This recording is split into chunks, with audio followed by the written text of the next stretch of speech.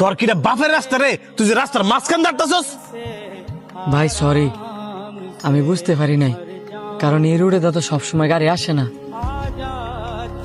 না হলে আমি কেমনে আইছি? তোর শরীরের লোক যদি অনেক গাড়িটা লাগতো, আমার গাড়িটা কি একটা ক্ষতি হইতো তুই জানাস? ভাই আমি সত্যি খেয়াল করি নাই।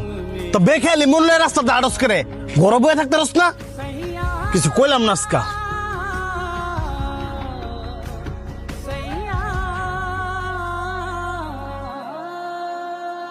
বন্ধু, ওই লোকটা লগে না তোর খারাপ ব্যবহার করাটা উচিত হয় নাই।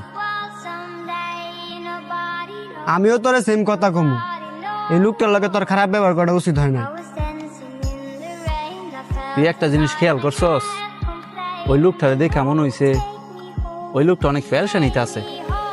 আর মানুষ যদি পেরেশানিতে থাকে একটু বেখেয়াল লিব, এটাই তো স্বাভাবিক। তোর একটু রাগ বেশি, এটা আমিও মানি। তাই বললে তো সব জায়গার মধ্যে রাগ কাটাবি, এটা কিন্তু মানা যায় না। আর আল্লাহ পাক কিন্তু রাগী মানুষকে পছন্দ করে না।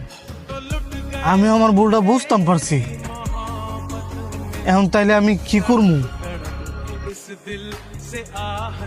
কি করবি মানে?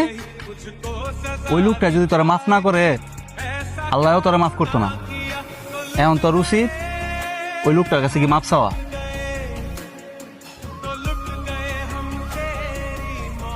আয়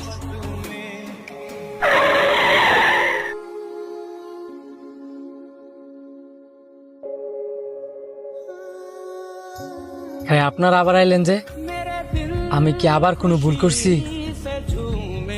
না, আপনি কোনো ভুল করেন নাই। ভুল করছি আমি, অযথা আপনার সাথে খারাপ ব্যবহার কইরা।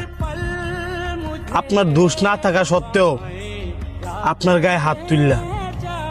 এইভাবে বললেন না, আপনার জায়গা থেকে আপনি ঠিকই করছেন।